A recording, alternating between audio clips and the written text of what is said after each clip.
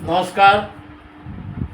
मैं doctor Shrikant, commerce lecturer. इससे पहले मैंने अनेक वीडियो अपलोड किया हूँ। Class 11, class 12, BCom second semester, और मैं अब कल BCom fifth semester, fourth semester, BBA और एमकॉम फर्स्ट सेमेस्टर के लिए पढ़ाना शुरू किया हूँ। फाइनेंशियल मैनेजमेंट बहुत ही इम्पोर्टेंट टॉपिक्स मैं आपको सामने समझा रहा हूँ। कल का वीडियो आपको कैसा लगा ज़रूर शेयर करके बताइएगा और सब्सक्राइब भी कीजिएगा। ज़रूरत हो तो एक बार मुझे ज़रूर कमेंट कर लीजिएगा। आपकी कमेंट्स मुझे और भी ज़्यादा इनकरेज करेगी अलग अलग तरीके से वीडियो अलग अलग सब्जेक्ट का बनाना। चलिए आज शुरू करते हैं। फिर एक बार बताता हूँ, शुरू करने के पहले आप एक बार शेयर कीजिए, लाइक कीजिए और सब्सक्राइब जरूर कर दीजिए चैनल पर। मेरे चैनल का नाम है लोकनाथ गुरुकुल। अब आज मैं फिर आपको कैपिटल बजटिंग का एक मैं बता रहा हूँ। ये कल बताया था कैपिटल बजटिंग में पे back period is very important. इसका मतलब मैं जो इन्वेस्ट कर रहा हूँ वो कितने जल्दी, कितने समय में वो पैसा रिटर्न हो जाएगी। दैट इज पे बैक पीरियड कहते हैं। रिटर्न होती है तो जो प्रोजेक्ट हम लेंगे उसको अगर रिटर्न 3-4 प्रोजेक्ट में जिस प्रोजेक्ट का पैसा रिटर्न जल्द से जल्द होगी, हम निश्चित रूप से एक बिजनेसमैन उसी प्रोजेक्ट पर ज़्यादा ध्यान देता है, उसी प्रोजेक्ट पर पैसा लगाता है। तो इसीलिए ये फाइनेंशियल मैनेजर का काम है कौन सा प्रोजेक्ट कितने कम समय में आप तक पहुंचा सकता है, आपको रिटर्न दे सकता है। इसीलिए हम लोग बनाते हैं पे बैक पीरियड। पे बैक पीरियड बहुत इंपॉर्टेंट है टॉपिक्स। आइए देखिए क्वेश्चन, जिसमें अर्निंग एंड एक्सपेंसेस दिया है। कल ऑलरेडी हमको कैश फ्लो निकालना था, आज भी देखिए। M limited wants to purchase a machine if its cost will be recovered in 4 years। वो ऐसा मशीन खरीदना चाहता है कि जो 4 साल के अंदर उसकी कॉस्ट को रिटर्न कर देगा, रिकवर्ड कर देगा। मशीन शुड बी परचेज और नॉट, ये आपको बताना है परचेज करना है या नहीं करना है। अगर 4 साल के कम है तो परचेज करना है, 4 साल से ज़्यादा है तो परचेज नहीं करना है। Cost of machine 30 lakhs। Life of the machine 6 years। Salvage value जो कभी भी डेप्रिसिएशन नहीं होता, अवशिष्ट रहता है, उसको 48,000 सैल्वेज वैल्यू कहते हैं। Earning from machine per year 15 lakhs। Variable cost 30% of the revenue. Fix cost annual 90,000। Tax rate 40%। यहाँ लिखिएगा earning from the machine per year 15 lakh. Variable cost दे दिया है, फिक्स कॉस्ट भी दे दिया है। तो आप पहले निकालेंगे, आपको कैलकुलेशन करना है कैश फ्लो, ठीक है। तो क्वेश्चन को अच्छे से देख लीजिए। क्वेश्चन है आपके सामने, ओके, देखिए।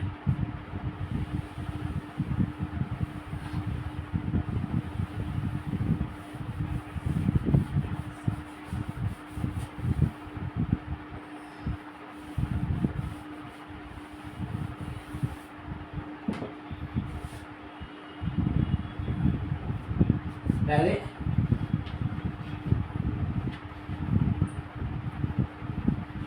Calculation of annual cash flow.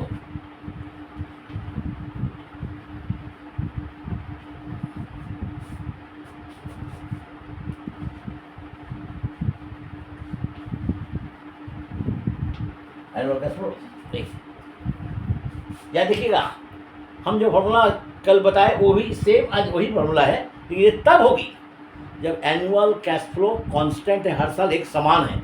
अलग अलग होने से अलग अलग है, हम आपको बाद में बताएंगे तरीका कि अलग अलग कैश फ्लो होने से हर साल कैसे बनती है। देखिए एनुअल रेवेन्यू दे दिया है, एनुअल रेवेन्यू, रेवेन्यू और इनकम डिग्री। एनुअल रेवेन्यू मैंने 25% रेवेन्यू दे दिया है, 15 लाख की इनकम होती है, ओके।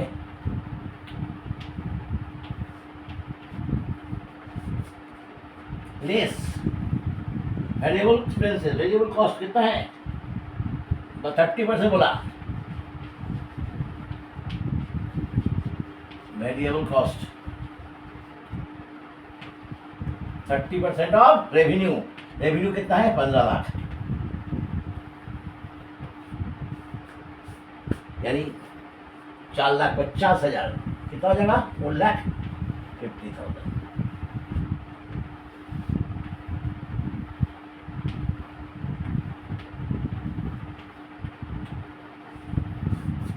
इसको कहते हैं contribution.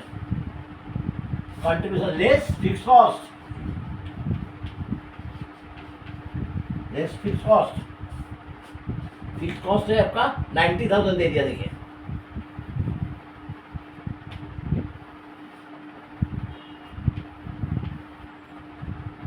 9,60,000, 9,60,000 earning before depreciation and tax. देखिए ये क्या है? Earning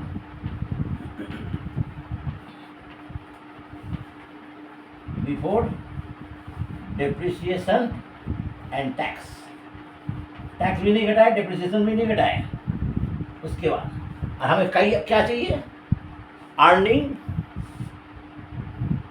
before depreciation after tax, before depreciation after tax. अब देखिए लेस डिप्रिसिएशन करेंगे तब टैक्स निकलता है, बिना डिप्रिसिएशन घटाए टैक्स नहीं निकाला जा सकता है। काहे? क्योंकि टैक्स ऑलवेज नेट प्रॉफिट पर निकलती है after depreciation. Okay,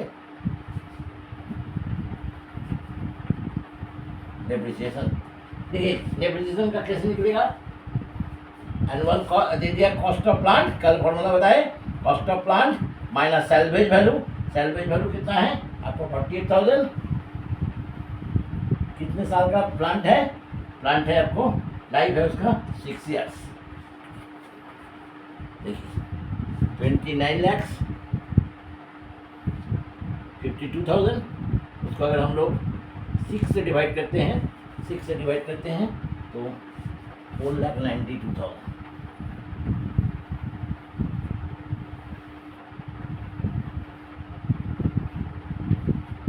4,68,000।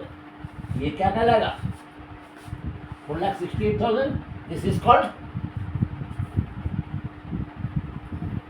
PBT, profit before tax. हाँ, प्रॉफिट बिफोर टैक्स है, बिफोर टैक्स। अब आफ्टर टैक्स निकालना है, लेस टैक्स 40%। और कितना है? 4,68,000।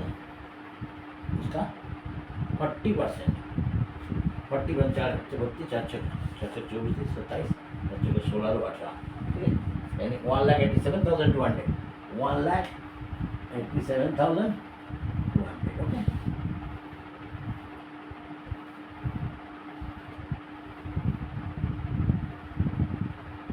$2,80,800, 2,80,800। ये क्या हुआ? Profit after tax and depreciation, after tax and depreciation. लेकिन हमें क्या चाहिए? प्रॉफिट आफ्टर टैक्स और बिफोर डेप्रिसिएशन। तो नाउ रीबैक द डेप्रिसिएशन को रीएडिट कर देते हैं। नहीं है?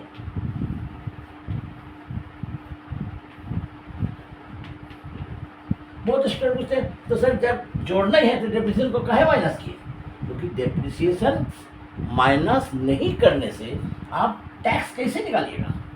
इसलिए डिप्रिसिएशन को माइनस करके टैक्स निकाले, फिर टैक्स डिप्रिसिएशन को जोड़ेंगे, क्योंकि हमको बिफोर डिप्रिसिएशन चाहिए, आफ्टर डिप्रिसिएशन नहीं। डिप्रिसिएशन कितना है? 4,92,000, 4,92,000। ये आपका हो गया। ठीक है,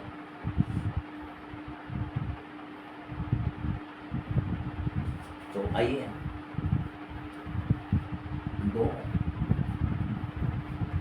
7,72,000। इसको क्या कहते हैं? अर्निंग या profit before depreciation after tax. इनके बिना मैथ आप नहीं बना सकते, क्योंकि फॉर्मूला में ये लगता है earning before depreciation after tax. Earning before depreciation after tax. नीचे वाला नहीं दिख रहा। ये वाला, हाँ, ये दिख रहा। देखिए 7728 से नहीं दिख रहा। दिख रहा था, देखिए नहीं दिख रहा।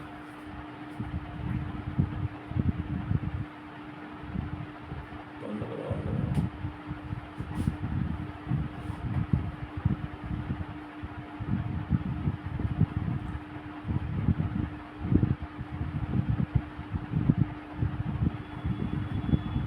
देखिए earning before depreciation after tax. ট্যাক্সটা কেটে যাচ্ছে, আর বাকি সব দেখা যাচ্ছে।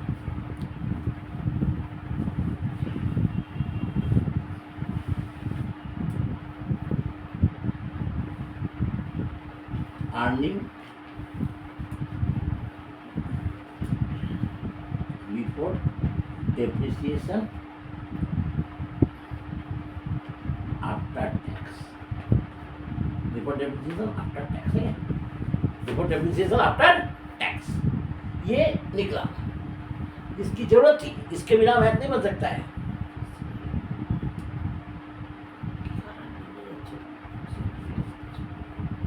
बंद करो।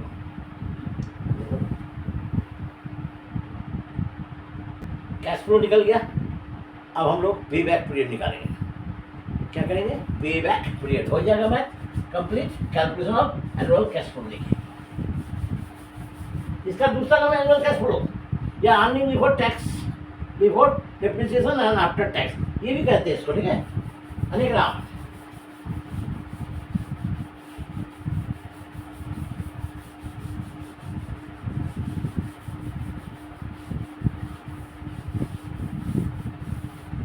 देखिए आपसे क्या कैलकुलेशन ऑफ पे बैक पीरियड, पे बैक पीरियड, कैलकुलेशन पे बैक पीरियड। इसके लिए हम लोग जानते हैं फॉर्मूला क्या है। पे back period, net investment, net investment by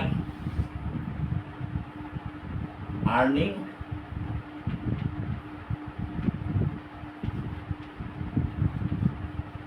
before depreciation and but after tax,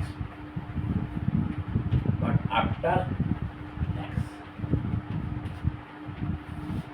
earning before depreciation and but after tax।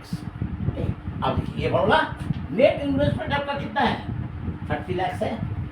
Question में दिया है, देखिए 30 लाख का कॉस्ट ऑफ प्लांट वही इन्वेस्टमेंट, मशीन में जो लगाइएगा दैट इज कॉल्ड इन्वेस्टमेंट। उसी इन्वेस्टमेंट को 30 लाख, तो मशीन खरीदे ना, दैट इज इन्वेस्ट कर रहे बिजनेस में। अब अर्निंग बिफोर टैक्स कितना है हम लोग अभी निकाले? 7,72,800। अब इसको डिवाइड करेंगे, इसको हम लोग डिवाइड करेंगे।